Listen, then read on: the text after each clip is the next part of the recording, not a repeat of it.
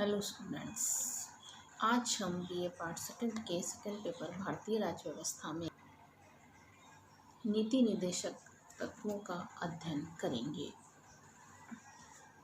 भारत में नीति निर्देशक तत्व राज्य के लिए स्वीकार किए गए हैं या राज्य के लिए कर्तव्यों के रूप में इन्हें मान्यता दी गई है। ऐसा नहीं है कि निदेशक तत्व सिर्फ भारत में ही मौजूद हैं। स्पेन, इटली, कई राज्यों में निदेशक तत्वों को मान्यता दी गई है।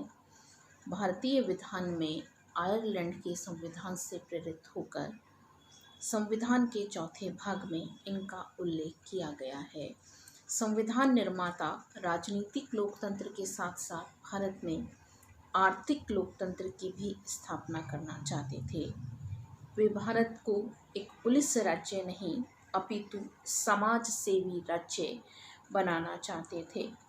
आर्थिक और सामाजिक नीतियों के संदर्भ में वे यह मानते थे कि सामान्य कल्याण को अभिव्यक्त करने के लिए कुछ व्यवस्थाएं भारत में की जाएं। भारतीय संविधान के अनुच्छेद 37 में यह स्वीकार किया गया है कि इस भाग में दिए गए उपबंधों को न्यायालय द्वारा बाध्यता नहीं दी जा सकेगी, किंतु तो भी इसमें दिए गए तत्व देश के शासन में मूलभूत हैं और विधि के निर्माण में इन तत्वों का प्रयोग करना राज्य का कर्तव्य होगा। यानी ये केवल राज्य के कर्तव्य हैं, ये वाद योग्य नहीं है। अगर इन निदेशक तत्वों को स्वीकार न किया जाए या इन निदेशक तत्वों के अनुसार कार्य न किया जाए तो जनता न्यायालय की शरण नहीं ले सकती है। यानी ये तत्व एक ऐसे तत्व हैं जो विधान मंडलों को कानून बनाते समय, कार्यपालिका को कानून को लागू करते समय ध्यान में रखने चाहिए।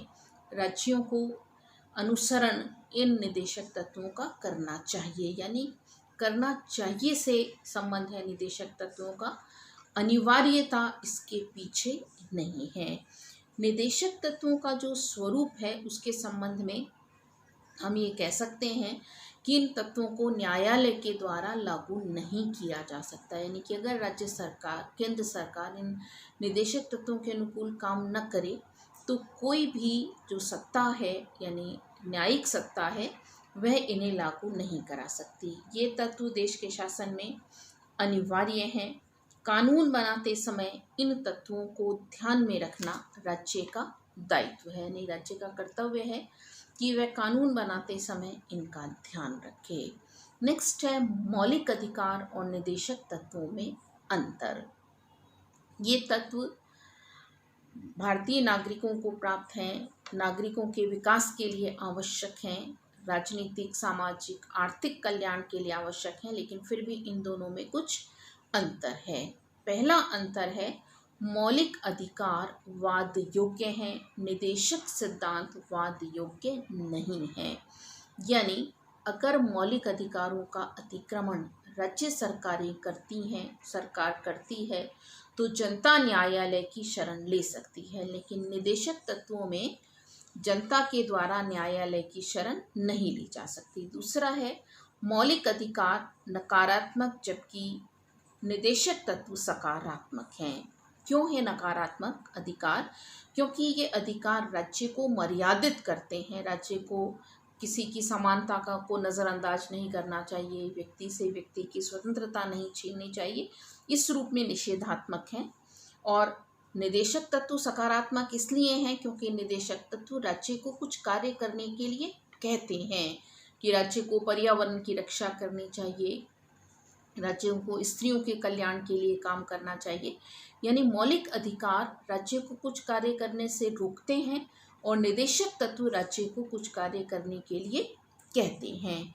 नेक्स्ट है मौलिक अधिकार नागरिकों के निजी अधिकारों की रक्षा करते हैं, जबकि निदेशक तत्व सार्वजनिक उद्देश्यों की पूर्ति करते हैं। निदेशक तत्व जो हैं वो सार्वजनिक कल्याण के लिए बने हुए हैं और मौलिक अधिकार व्यक्ति की अपनी निजी की, व्यक्ति की स्वतंत्रता बनी रहे, व्यक्ति की समानता रहे, उसकी धार्मिक स्वतंत्रता बनी रहे, उसको मान्यता देते हैं।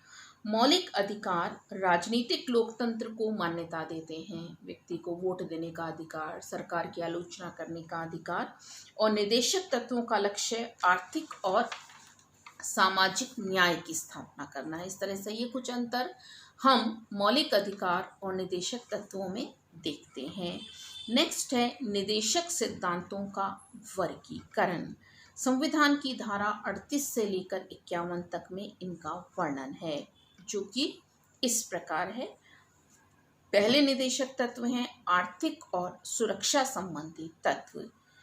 आर्थिक और चूंकि भारत का संविधान एक लोक कल्याणकारी राज्य को मान्यता देता है और भारतीय राज्य को आर्थिक दृष्टिकोण से सबल बनाने के लिए इन तत्वों को मान्यता दी गई है, जो कि इस प्रकार है। पहला है राज्य प्रत्येक स्त्री पुरुष को समान रूप से जीविकोपार्जन के साधन उपलब्ध करने का प्रयास किया जाएगा। संपत्ति का केंद्रीकरण नहीं किया जाएगा। राज्य श्रमिक पुरुषों और स्त्रियों के स्वास्थ्य और बच्चों की सुकुमार अवस्था का दुरुपयोग नहीं होने देगा। राज्य कुटीर उद्योग धंधों को प्रोत्साहन देगा। वैज्ञानिक आधार पर कृषि संचालन करने का प्रयास करेगा। पशुपालन की उचित व्यवस्था करेगा। समाज कमजोर वर्गों के लिए उचित व्यवस्था करेगा। 42वें संवैधानिक संशोधन के द्वारा आर्थिक सुरक्षा के संबंध में 2 निदेशक तत्व जोड़े गए, जिनमें पहला है राज्य इस बात का प्रयास करेगा कि कानूनी व्यवस्था का संचालन समान अवसर तथा न्याय की प्राप्ति में सहायक हो और उचित व्यवस्थापन योजना या अन्य किसी प्रकार से समाज के समाज वर्गों के लिए निःशुल्क कानूनी सहायता की व्यवस्था की जाए। यानी कि समाज के कमजोर वर्गों के लिए निःशुल्क कानूनी सहायता राज्य उपलब्ध कराने का प्रयास करेगा। और दूसरा है राज्य व्यवस्थापन या अन्य प्रकार से औद्योगिक संस्थानों के प्रबंध में कर्मचारियों को भागीदार बनाने के लिए कदम उठाएगा। यानी राज्य के द्वारा जो अन्य औद्योगिक संस्थान हैं, उनके जो प्रबंध के लिए कर्मचारी हैं, उन्हें राज्य भागीदार बनाने का प्रयास करेगा। तो इस तरह से यह माना जा सकता है कि आर्थिक कल्याण के लिए ये निदेशक तत्व अपनाए गए हैं। सेकंड है सामाजिक हित संबंधी निदेशक तत्व। इस संबंध में जो निदेशक तत्व हैं वो इस प्रकार हैं।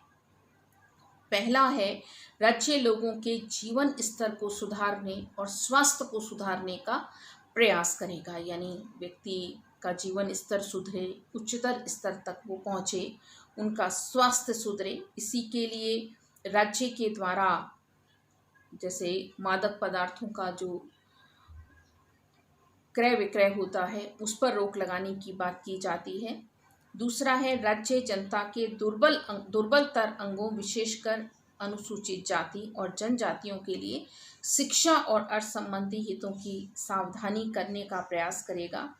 नेक्स्ट है न्याय, शिक्षा और प्रजातंत्र के ये हैं सामाजिक हित संबंधी निदेशक तत्व। नेक्स्ट है न्याय, शिक्षा और प्रजातंत्र के संबंध में निदेशक तत्व, यानी भारतीय लोगों को सुगम न्याय मिल सके, भारत एक श्रेष्ठ लोकतांत्रिक राज्य बन सके, इसके लिए भी 3 निदेशक तत्वों को मान्यता दी गई है। जिसमें पहला है न्याय की प्राप्ति के लिए राज्य सभी नागरिकों के लिए समान कानून बनाने का प्रयास करेगा। यानी राज्य यह कोशिश करेगा कि सभी को समान रूप से न्याय मिल सके।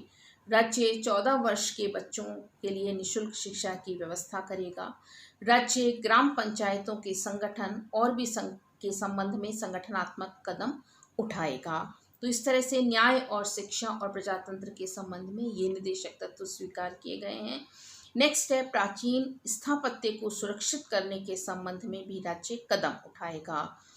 इसमें अब 42वें संशोधन के द्वारा पर्यावरण को भी जोड़ दिया गया है। नेक्स्ट निदेशक तत्व है अंतर्राष्ट्रीय शांति और सुरक्षा संबंधी तत्व, जिसके अंतर्गत राज्य जियो और जीने दो की नीति अपनाएगा, शांति और सुरक्षा को बढ़ावा देगा, राष्ट्रों के आपसी व्यवहार में न्याय और सम्मानपूर्ण संबंध स्थापित करने का प्रयास करेगा, राज्य अंतर्राष्ट्रीय कानूनों को मान्यता देगा।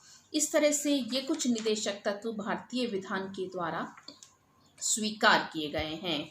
और यह माना गया है कि भारतीय विधान में प्रमुख रूप से सफल आर्थिक दृष्टिकोण से या लोक कल्याण की दृष्टिकोण से भारत एक सफलतम राज्य बन सके, इसका प्रयास हमारे विधान निर्माताओं के द्वारा किया गया है।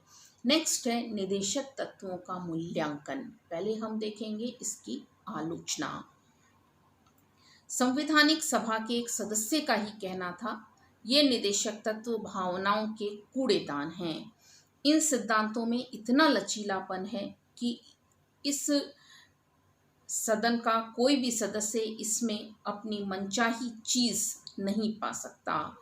यानी इतने फ्लेक्सिबल हैं ये कि इनसे जो हम लक्ष्य प्राप्त करना चाहते हैं वो लक्ष्य प्राप्त नहीं कर सकता। इसी तरह से केटी शाह का कहना है, ये बैंक के ऐसे चेक के समान है जिसका भुगतान बैंक की इच्छा पर छोड़ दिया गया है। यानी राज्य की इच्छा पर छोड़ दिया गया है कि इन निर्देशक सिद्धांतों को राज्य माने या न माने। इनकी जो आलोचना है वो इस प्रकार है। पहली है, वाद योग्य नहीं है। निदेशक तत्व वाद योग्य नहीं है, यानी अगर राज्य इन निदेशक तत्वों के अनुसार कार्य नहीं करता है तो व्यक्ति न्यायालय की शरण नहीं ले सकता है, और ना ही कोई अगर कानून इन निदेशक सिद्धांतों के विपरीत राज्य बना देता है तो उन्हें अवैधानिक घोषित किया जा सकता है। सेकंड है घोषणाएं मात्र। ये चूंकि केवल राज्य के कर्तव्य हैं इसलिए ये घोषणा मात्र हैं, ये केवल दिखावा है।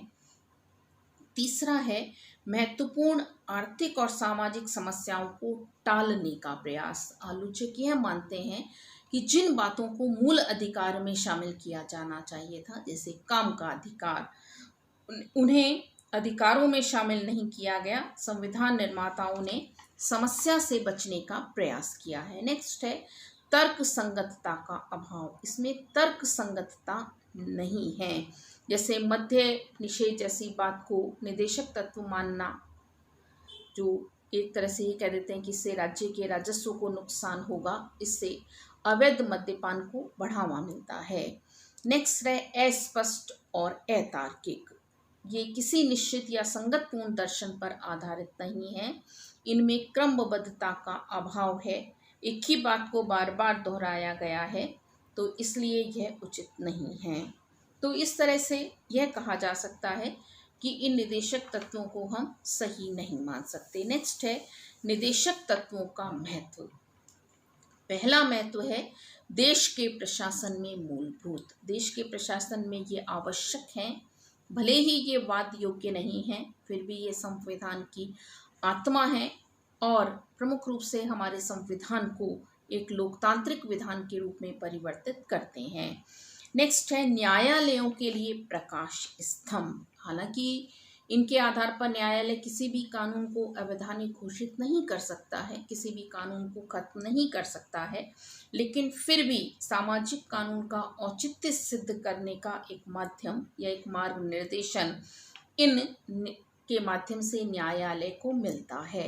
नेक्स्ट है नैतिक आदर्श और प्रेरणा के स्रोत। ये निदेशक तत्व नैतिक आदर्श और प्रेरणा के स्रोत हैं, यानी ये भले ही कानूनी प्रतिबंध नहीं लगाते हैं, लेकिन फिर भी हमारी सरकारें सही काम कर रही हैं या नहीं, हमारी सरकारों को ऐसा करना चाहिए, उनके लिए ये प्रेरणा बनते हैं।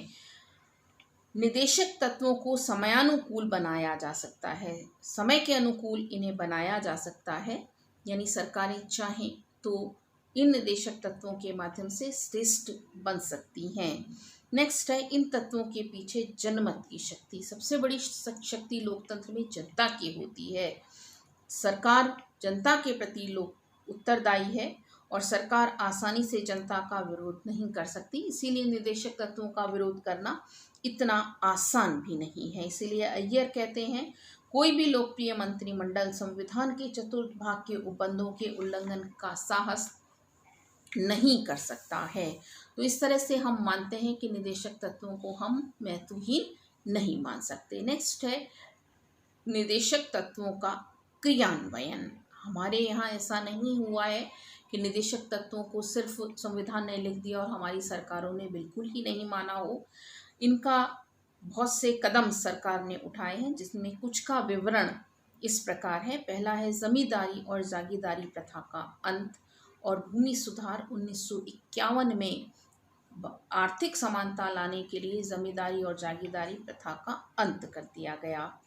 पंचवर्षीय योजना देश के आर्थिक विकास के लिए नियोजन के मार्ग को अपनाया गया है। इन योजनाओं ने कृषि, जल संसाधन, पशु नस्ल, संचार, श्रम, आवास, स्वास्थ्य, इन सब के विकास के लिए काम किया है। पंचायती राज्य और स्थानीय स्वशासन 2 अक्टूबर को इसे अपनाया गया और 73वें संवैधानिक संशोधन के द्वारा अब पंचायती राज को संवैधानिक दर्जा मिल गया है। यानी नीति निर्देशक तत्वों से ही पंचायती राज की शुरुआत भारत में हुई। कमजोर वर्गों का कल्याण, SC, ST, OBC के लिए विशेष सुरक्षा की जो व्यवस्था है वो भी इसी निदेशक सिद्धांतों के माध्यम से हुई है। नेक्स्ट है सामाजिक सुरक्षा।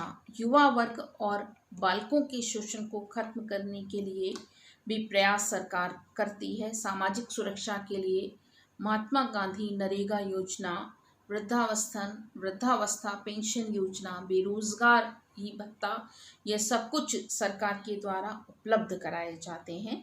बड़े बड़े उद्योगों का राष्ट्रीयकरण, जैसे कि बैंकों का राष्ट्रीयकरण किया गया, परिवहन, पर्यटन, कोयला आदि का जो राष्ट्रीयकरण हुआ वो भी इन निदेशक तत्वों के माध्यम से ही हुआ है।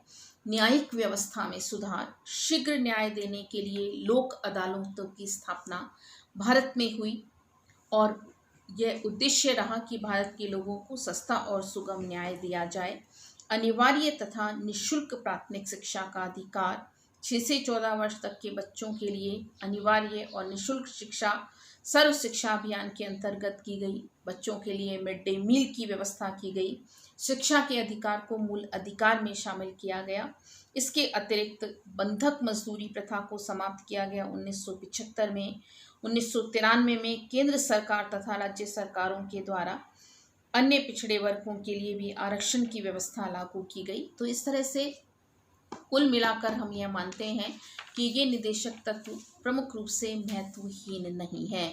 हालांकि हम यह मानते हैं कि निदेशक तत्वों की क्रियान्वयन में कुछ कमियां हैं। निदेशक तत्वों के माध्यम से जो आर्थिक समानता लाने की बात की गई थी वो आर्थिक समानता आज तक भारत में नहीं आ पाई है और वह समानता तभी लाई जा सकती है जब यहाँ के हर बेरोजगार को रोजगार मिल सके। छोटे किसान और भूमिहीन श्रमिकों का दुख दर्द आज भी वैसा का वैसा बना हुआ है। शिक्षा के क्षेत्र में वृद्धि हुई है पर आज भी भारत में साक्षरता की जो दर है वह बहुत कम है। यानी कहने का मतलब है कि निदेशक तत्वों का जो क्रियान्वयन होना चाहिए था, जो हम मानते हैं कि हम भारत को एक सर्वश्रेष्ठ भारत के रूप में देखना चाहते हैं, उसके क्रियान्वयन में अभी बहुत गुंजाइश बाकी है। धन्यवाद।